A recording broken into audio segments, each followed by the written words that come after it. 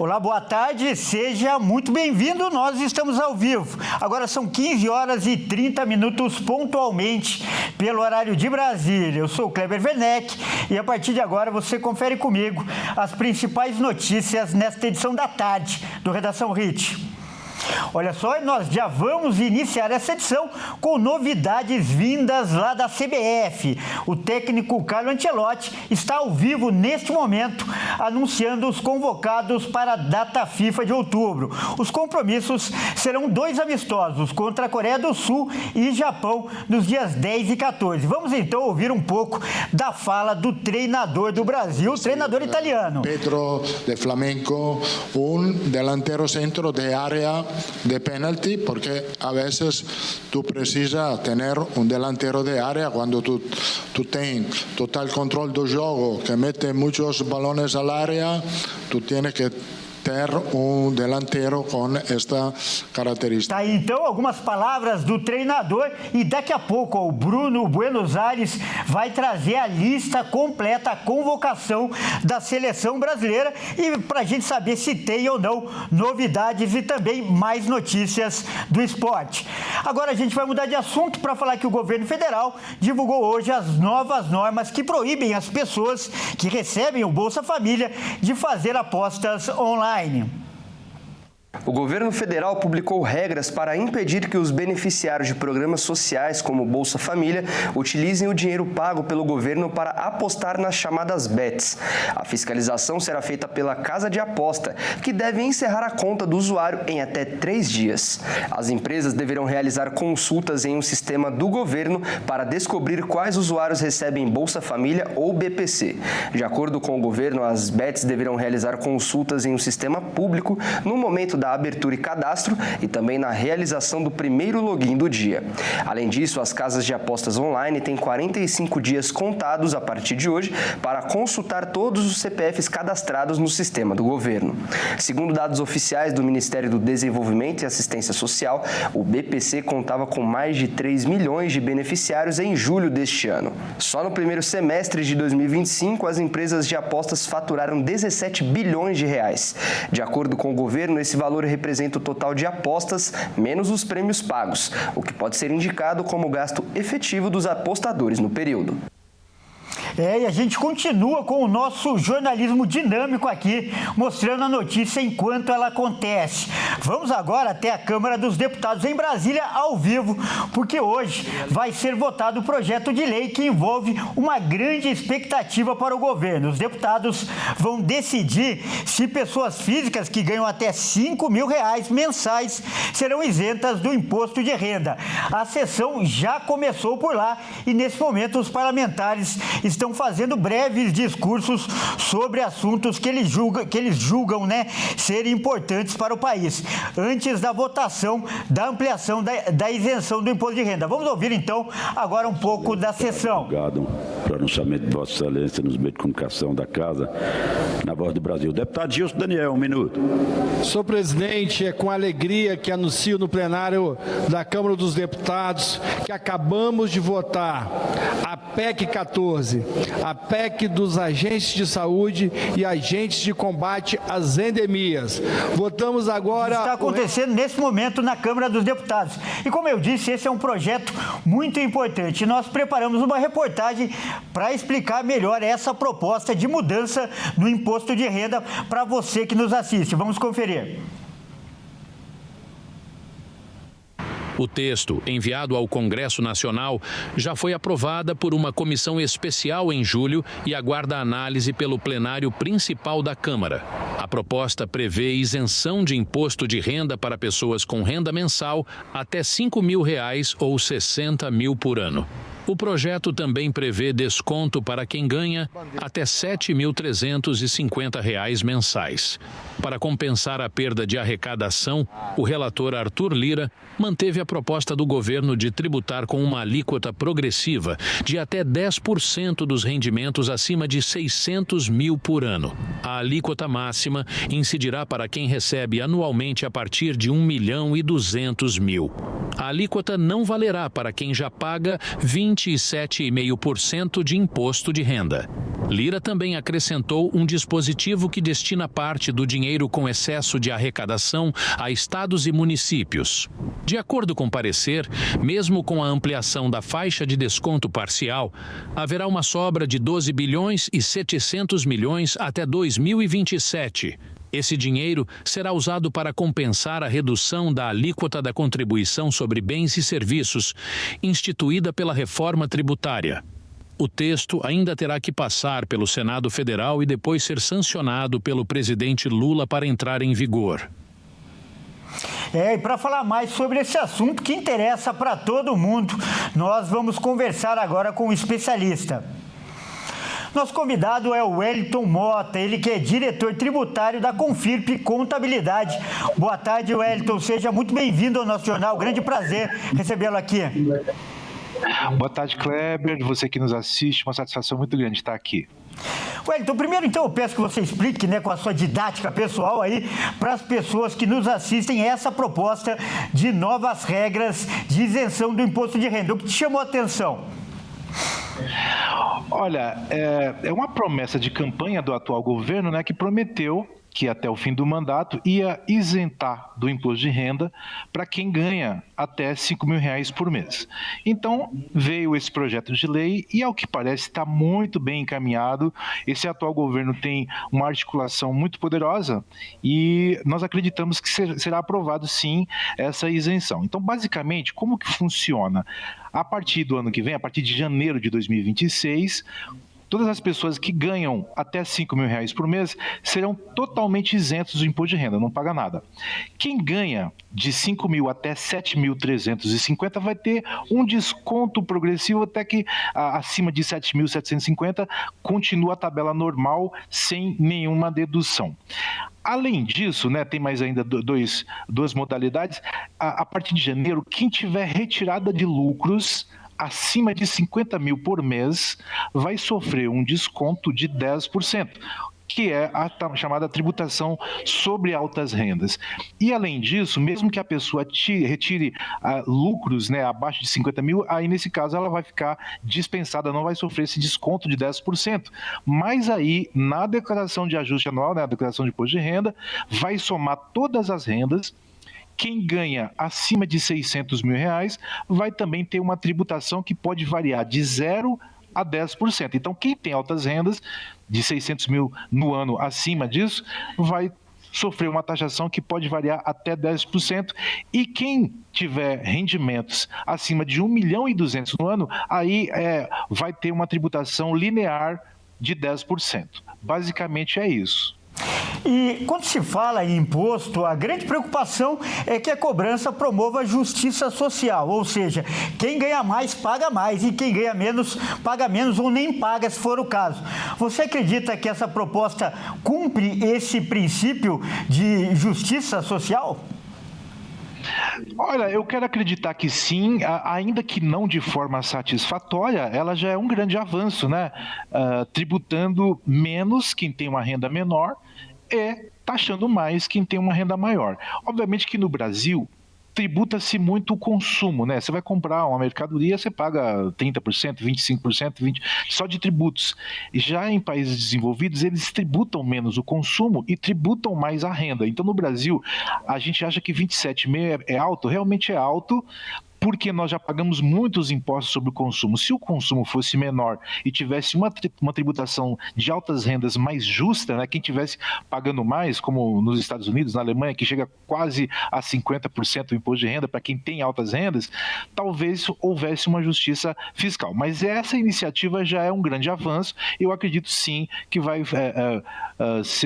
fazer justiça fiscal. E, Wellington, eu conversando com a sua assessoria, eu obtive uma informação muito interessante.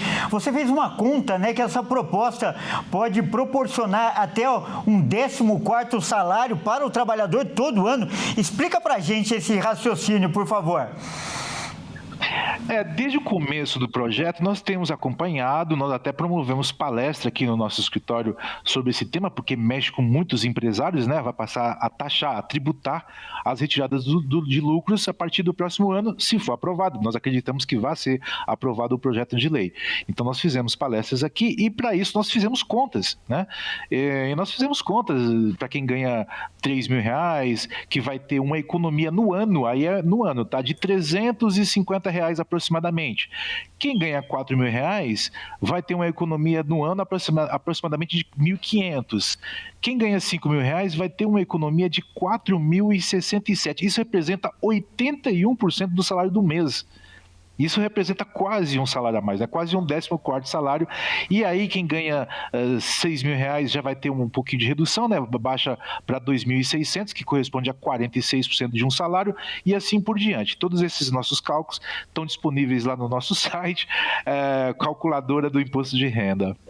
Legal. Você já adiantou, né, politicamente, que acredita que a proposta seja aprovada sem problemas no Congresso, mas você acha que existe o risco do texto original sofrer grandes alterações? Olha, eu acredito que, assim, nós não podemos descartar possíveis alterações, mas se tiver alteração, na nossa opinião, vai ser muito pouca, porque esse projeto já é antigo. Depois, ele teve um segundo projeto, né, uma segunda alteração, e basicamente se manteve a mesma coisa, a mesma tabela. Então, nós acreditamos que, se tiver alguma alteração, vai ser muito pouca, mas a gente não pode descartar essa possibilidade. Então, nós acabamos de conversar com o Wellington Mota, ele que é diretor tributário da Confirp Contabilidade. Wellington, muito obrigado pela participação e por essas explicações que ajudam muito o nosso telespectador. Eu que agradeço, um grande abraço a todos. Grande abraço. Bom, vamos mudar de assunto agora para fazer o nosso giro de repórteres pelo país e saber o que é notícia nesta quarta-feira. Olha só, a partir de hoje o Pix passará a ter um botão de contestação. O dispositivo vai permitir aos clientes ter o dinheiro de volta em caso de golpes. Vamos ver os detalhes com o Alexandre Cardoso. A partir desta quarta-feira, as instituições financeiras passarão a disponibilizar nos aplicativos uma função para contestar transações Pix sem a necessidade de interação humana. Segundo o Banco Central, a nova ferramenta permitirá contestar fraudes, golpes ou cobranças indevidas de forma rápida e acessível, sem precisar ligar para o banco e esperar ser atendido. A função tem como objetivo garantir agilidade pelo autoatendimento, mas o Banco Central reforça que o chamado botão de contestação não se aplica a casos de desacordo comercial, arrependimento e erro no envio do Pix, sendo específico para fraude, golpe e coerção. A função vai funcionar da seguinte maneira: o cliente vai reportar que houve uma transação suspeita ou fraudulenta. Depois de receber o chamado, o banco vai notificar as instituições financeiras envolvidas e o valor transferido ficará bloqueado imediatamente na conta do recebedor. E em seguida, as instituições irão analisar o caso. Em caso de golpe ou fraude, a devolução dos valores depende da análise das instituições envolvidas e da existência de valor na conta do recebedor. O prazo de devolução para a fraude é de até 11 dias e em casos de falha operacional do Pix automático é de 24 horas. Olha, e agora você vai ver uma cena chocante gravada lá no Rio de Janeiro. Um policial, ele estava de folga e foi baleado enquanto segurava a filha de 6 anos no colo. Revoltante, não é? Isso aconteceu durante uma tentativa de assalto. Veja as imagens com o Anderson Nascimento. Um vídeo mostra o momento em que um policial militar foi baleado depois de reagir a uma tentativa de assalto na tarde da última terça-feira. O crime aconteceu na Avenida Nilo Peçanha, em Nova Iguaçu, na Baixada Fluminense. O agente estava sentado com a filha de 6 anos no colo. O assaltante faz a abordagem e, em seguida, o militar entrega um cordão. Porém, após a entrega, ele levanta e tenta reagir, momento em que a filha dele cai ao chão. Logo depois, o criminoso atira diversas vezes antes de subir na moto de um comparsa e fugir do local. Os tiros atingiram a cabeça e ombro esquerdo e braço direito sem gravidade. O policial foi levado para o Hospital Geral de Nova Iguaçu, onde passou por exames e foi avaliado pela neurocirurgia e ortopedia. A ocorrência foi registrada na Delegacia de Polícia da Posse. E olha, um motorista foi condenado pela Justiça do Rio Grande do Sul por ter matado um cão atropelado. Quem vai contar essa história pra gente é o Guilherme Souza. Pamelo vivia com a tutora desde que era filhote. Foram 17 anos de amor e companhia. Mas no dia 13 de dezembro de 2023, a vida dele terminou de forma trágica na cidade de Rio Grande, no sul gaúcho. Em depoimento à polícia, a motorista admitiu, viu o animal, mas não freou porque achou que ele já tivesse atravessado a rua. Uma decisão que custou uma vida. Tudo foi registrado por essa câmera de segurança. Imagens fortes que chocaram e indignaram a cidade. Depois da repercussão, o Ministério Público denunciou a motorista por maus tratos a animais, agravados pela morte de Pamelo. Agora, a Justiça deu a resposta. 2 anos e 6 meses de prisão. A pena foi convertida em serviços comunitários e no pagamento de um salário mínimo. Mas para o promotor do caso, o que vale não é a pena, é a mensagem que ela deixa. Ela é importante para mostrar, né, que esses atos de maus tratos, de crueldade contra animais, eles têm uma repercussão e eles são passíveis de uma condenação, né? Que não ficam impunes. A tutora de Pamelo conversou conosco, preferiu não mostrar o rosto, mas a satisfação em saber que a motorista foi condenada, isso ela não escondeu. Eu senti que a justiça foi feita, entendesse? Porque assim ela não faz de novo com outros cachorros e os motoristas conscientizam-se que isso daí que a gente tem que frear para os animais, entendesse? Não importa se é cachorro, gato, bicho que for, a gente tem que frear para eles. Essa é uma vida que importa. O promotor reforça o alerta aos motoristas. A responsabilidade é sempre de quem está no volante. A gente sabe que muitas vezes o animalzinho ele está atravessando, ele está distraído com outra coisa e a gente espera, o animal vai ver o carro, vai parar. Não é bem assim. Então a gente tem que ter esse cuidado. Nós que estamos na condução do veículo, temos o poder de decidir se o carro vai andar ou parar, nós que temos que ter o controle disso e tomar a conduta correta de parar. Do contrário, o caso de Pamelo mostra que a escolha errada pode ser fatal e tem consequência na justiça. A motorista ainda pode recorrer da decisão. E olha, um incêndio atinge a Serra do Amolar, no Pantanal, e já dura 3 dias. E a suspeita é que o fogo tenha sido provocado por um raio que atingiu o topo da serra. Vamos conferir agora as informações com o Wellington Pael, do Mato Grosso do Sul. O incêndio foi detectado pelo sistema Pantera do Instituto Homem Pantaneiro. As chamas começaram no final de semana e continuam se espalhando pela Serra do Amolar, na região do Pantanal sul-mato-grossense, em Corumbá. Provavelmente a ignição ocorreu por causa de um raio no topo, a mais de 900 metros de altura, o início de um fogo. Isso nós estamos pedindo apoio do IBAMA Prévio Fogo, do Corpo de Bombeiro, que é um local de difícil acesso, onde a mobilização e chegada até o local demanda horas e para isso nós estamos aí mobilizados e empenhados com todas as instituições para esse combate que é importante. Estamos passando um ano ainda muito tranquilo e vamos tentar debelar esse fogo logo no início para evitar que ele se agrave. Além de brigadistas do Instituto Homem Pantaneiro, estão no local servidores do IBAMA. O Instituto ainda deslocou um helicóptero para reforçar o combate às chamas. Também chegou hoje à área a Brigada Uberaba, que é composta por indígenas Guató. Eles são considerados essenciais nesse trabalho porque conhecem profundamente essa região. Os grupos iniciaram ainda a construção de aceiros na fronteira do Brasil com a Bolívia. Os aceiros são faixas de terreno onde a vegetação é removida para funcionar como uma barreira para conter a propagação do fogo. Os brigadistas já acionaram o governo boliviano para acessar o território do país vizinho por terra. Terra e entidades ligadas ao combate ao fogo também foram informadas sobre o incêndio.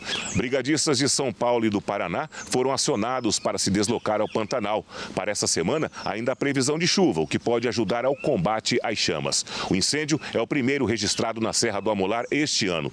O local é considerado um patrimônio natural da humanidade, especialmente por se tratar de um corredor natural para onças pintadas e possuir espécies de flora intocadas. A área, que é importante para o ciclo de cheias no Pantanal, só pode ser acessada por barco pelo Rio Paraguai ou utilizando aeronaves.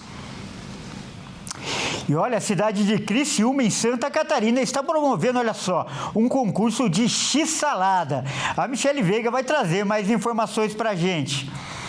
Cada cidade tem uma iguaria gastronômica da sua preferência. Aqui em Santa Catarina, a gente não fica muito longe disso. Cada região, cada cidade tem a sua gastronomia típica. Tem italiana, tem alemã, tem austríaca, tem de tudo por aqui. Mas Criciúma, terra do carvão mineral e também do Criciúma Esporte Clube, tem uma iguaria diferenciada, o X-salada, isso mesmo, que aqui vai em todos eles, grãos, a salada, o alface, aí a questão do queijo e muita carne. E o pão é quadradinho, isso mesmo. Então, tudo isso tornou essa iguaria o patrimônio imortal e imaterial da cidade, constituído, inclusive, em lei no último ano. E tudo isso somado com os 100 anos da cidade, levou aí o município a instituir uma competição gastronômica para saber qual é o melhor X-salada da cidade. Isso mesmo, foi lançado ontem esse evento, né, esse concurso que faz parte dos 100 anos de comemoração do aniversário de emancipação político-administrativo da cidade. O evento, que levou muita gente, foi muito engraçado, terão aí 32 estabelecimentos comerciais que estão dentro dos padrões desse, que é o X-salada já característico do município, e as pessoas terão do dia 31 de setembro até 21 de novembro para votarem qual é o melhor X-salada da cidade. Está mexendo com os ânimos. Aqui tem muita gente já fazendo campanha, tem até mascote, o Xito, que é levado aí pela Fundação Cultural para divulgar o concurso, e as crianças estão adorando. Pelos especialistas, o X-salada com grãos, como é daqui de Criciúma, salada, alface, tomate, um queijo, mussarela, que não é tão gordo assim, e também a carne, que é preparada, não é aquele hambúrguer já industrializado, não, ele é todo preparadinho com receita própria, pode ser consumido com moderação, faz bem à saúde. Também, né, ele é completo, tem todos os nutrientes ali, só não pode abusar da tradicional maionese caseira, que também é um gostinho à parte aqui do município. Então, quem quiser conhecer o famoso X-salada de Criciúma, os estabelecimentos estão esperando nesse concurso que está agitando a cidade. E depois dessa bela receita aí da Michele, é hora da gente falar de esportes aqui no Redação Hit. E quem traz as informações é o Bruno Buenos Aires. Por favor, Bruno, entre em nosso estúdio. Boa tarde, seja bem-vindo, e seja bem-vindo para falar, né, do assunto do momento, Bruno, que é a convocação feita agora há pouco pelo Ancelotti. Então, traz pra gente a lista completa, Bruno. Boa tarde a você, Kleber, e boa tarde a todos que nos assistem. Carlo Ancelotti convocou seus 26 atletas que representarão o Brasil nos amistosos contra a Coreia do Sul e Japão, que acontece nos dias 14 e 10 deste mês de outubro. Vamos dar uma olhada na lista de Ancelotti. Os goleiros convocados foram Bento, do Al Nassr, Ederson, do Fenerbahçe e Hugo Souza, do Corinthians. Os defensores são Caio Henrique, do Mônaco, Carlos Augusto, da Inter de Milão, Douglas Santos, do Zenit, Éder Militão, do Real Madrid, Fabrício Bruno, do Cruzeiro, Gabriel Magalhães, do Arsenal, Lucas Beraldo, do PSG, Wanderson, do Mônaco e Wesley, da Roma. Os meios-campistas são André e João Gomes, que atuam no Wolverhampton, Bruno Guimarães, do Newcastle, Casemiro, Manchester United, Joelinton, do Newcastle e Lucas Paquetá, do West Ham. Os atacantes são Estevão, do Chelsea, Gabriel Martinelli, do Arsenal, Igor Jesus, Nottingham Forest, Luiz Henrique, do Zenit, Matheus Cunha, do Manchester United, Richarlison, do Tottenham e Rodrigo e Vini Júnior, que ambos atuam no Real Madrid. Bom, Ancelotti disse que a lista ainda não está fechada e que até a Copa do Mundo ainda pretende continuar fazendo testes na equipe. Olha, e esse bloco de hoje do esporte só tem notícias quentes. Por falar em CBF, foram divulgadas, né, as mudanças feitas no calendário, né, Bruno? Traz pra gente também essa novidade, o calendário do futebol brasileiro. Exatamente, Kleber. A CBF divulgou hoje o novo calendário do futebol brasileiro que começa a valer a partir do ano que vem. Um dos torneios que foram alterados foi a Copa do Brasil, que agora contará com final única, modelo bem parecido com a atual Libertadores. A CBF fez uma reforma no seu calendário em relação aos 2 principais campeonatos nacionais. Em 2026, o Campeonato Brasileiro vai começar bem antes do que o habitual. A competição terá início no dia 28 de janeiro e vai até o dia 2 de dezembro. E a Copa do Brasil será disputada em final única, além das 4 fases iniciais com apenas uma partida de ida. A competição encerrará o calendário do futebol brasileiro com uma final em jogo único no dia 6 de dezembro de 2026.